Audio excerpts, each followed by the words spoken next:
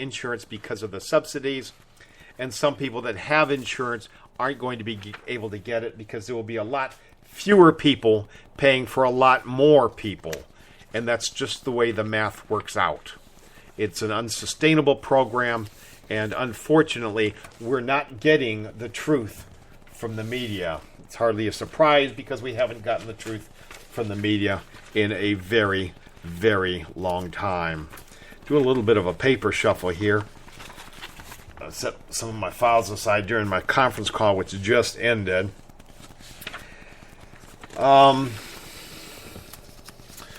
Obama took out, in 1 week's time, took out their biggest critics from the Democrats.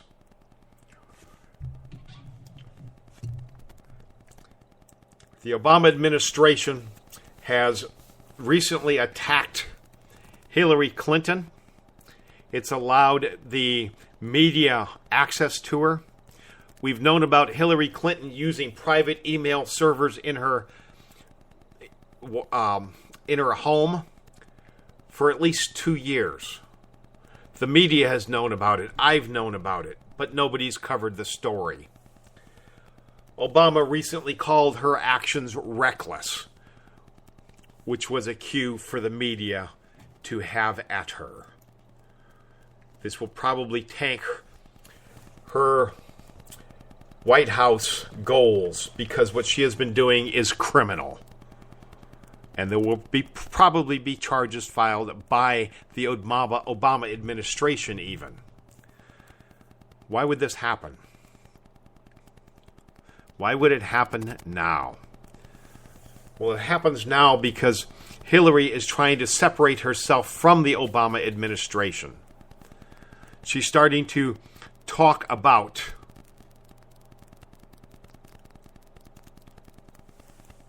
Prime Minister Benjamin Netanyahu and the deal that Obama is trying to work out with Iran in secret.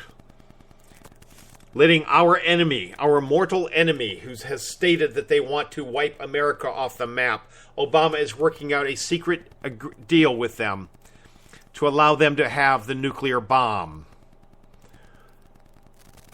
These are the same people that say they want to wipe out Israel. They want to kill all the Jews. And Obama's making secret deals with them. But Hillary's wanting to separate herself from the administration, so she's starting to mumble and murmur and make noise about Obama's trying to make a deal with our enemy and throw our ally, our only true ally in the Middle East, Israel, under the bus. Obama shuts her up by throwing her under the bus with the emails.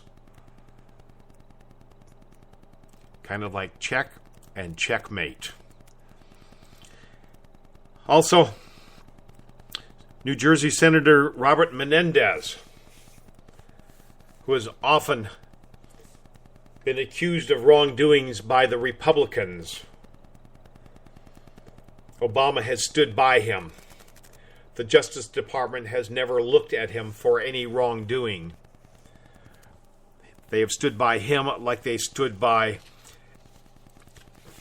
Lois Lerner,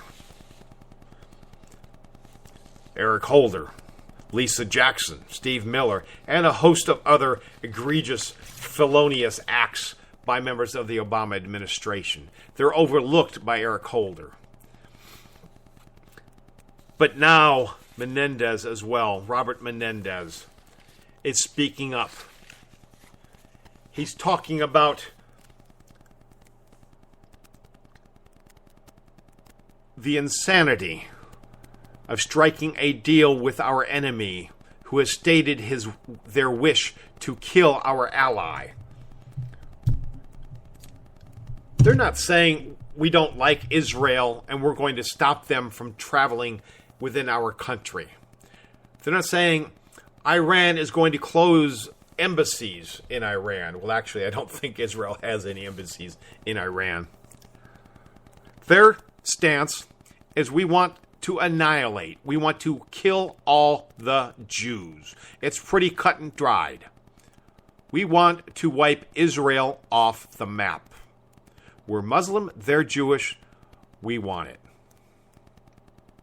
Robert Menendez has long been a supporter of Israel. And he's speaking up. He spoke up right after Bibi Netanyahu addressed the U.S. Congress. And he's been speaking up ever since. He said, when it comes to defending the U.S.-Israel relationship, I'm not intimidated by anyone, not Israel's political enemies, and not my political friends when I believe they are wrong. He declared to an energized crowd at the AIPAC policy conference on Monday evening. This is last week. And it was a call to action for his fellow members of Congress. He's vowed never to back down from a brawl and defend the United States and Israel's sacrosanct and untouchable relationship. So now, Eric Holder's Justice Department, following orders of Obama, surely, has filed charges against Robert Menendez. And he will be probably prosecuted and taken out of office, and possibly even thrown in jail. Now, whether he is guilty of these conspiracy and these criminal charges of taking graft for legislation, I don't know. But he is definitely being attacked by the Obama administration. And folks, this isn't the first time in history that this crap has gone on. Okay? It's not the first time in history at all. If you recall, in Germany,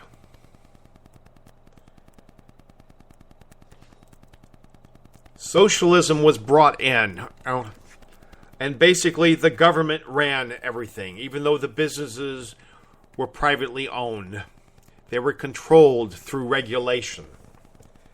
And if you broke a regulation, there could be severe consequences. Now, not everybody.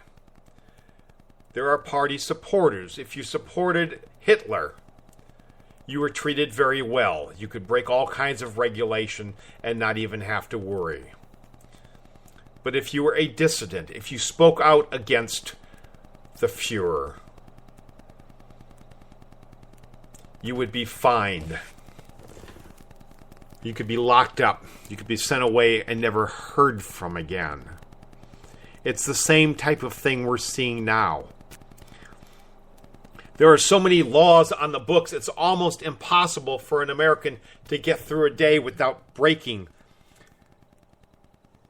they say, multiple felonies, but certainly misdemeanors on a daily basis. But if you're a supporter of Obama, like if you were a supporter of Hitler, you'll never have to worry about paying the price for your misdeeds. If, however, you speak out, then you can expect light to be shown on the regulations that you have violated, whether they're FCC, FAA, EPA, USDA, what have you. This administration has written more regulations, exponentially more regulations than any other government, any other administration in U.S. history.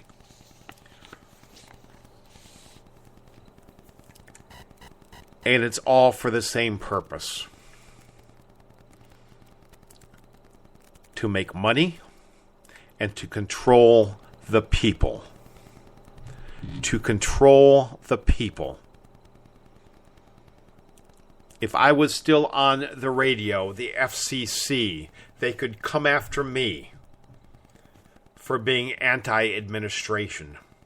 They could find some of the rules, some of the laws that I may have broken in a day-to-day period and prosecute me, no matter how many people may have been jaywalking that day, it would be those of us that speak out, the dissidents, that pay the price.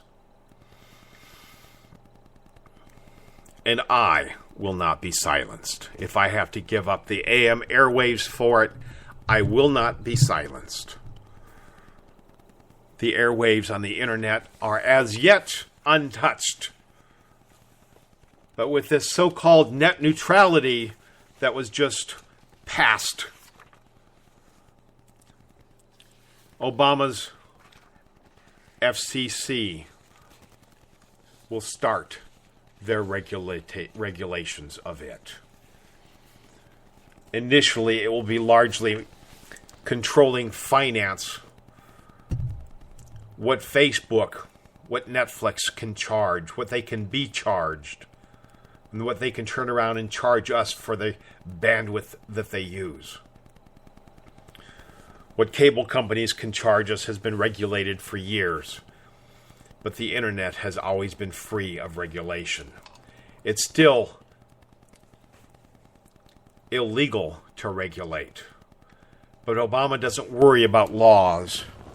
He just takes over what he wants to take over and issues legislation, which doesn't need congressional approval.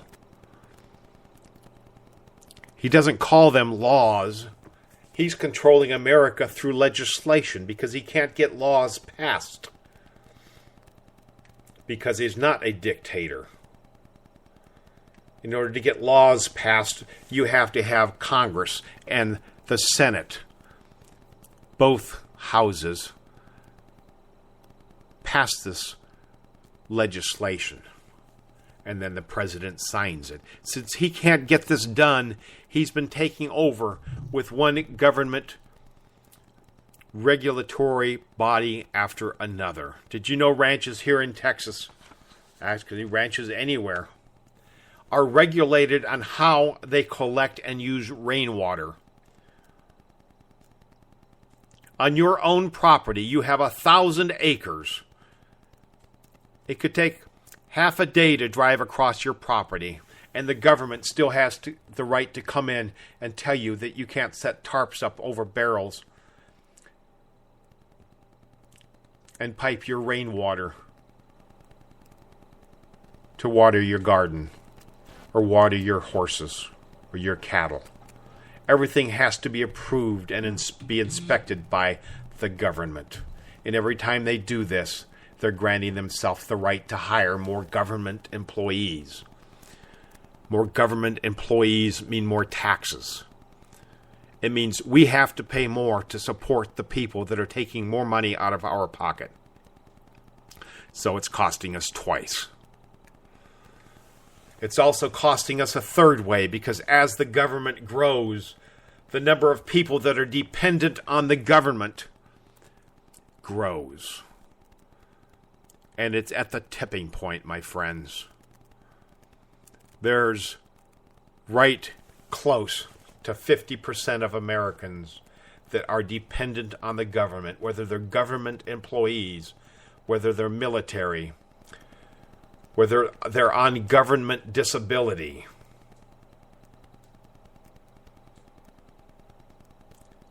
They're dependent on the government. And when the government says, vote this way, you're going to vote that way because the government is what is feeding you.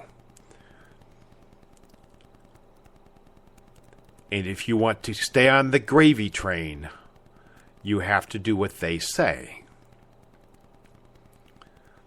Once the government gravy train consists of 50+% of Americans, of voting Americans anyway, then all hope is lost. All hope is lost because once the people that want their free lunch,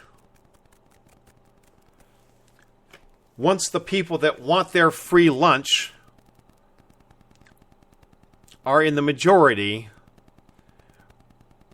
they will vote Democrat every single time.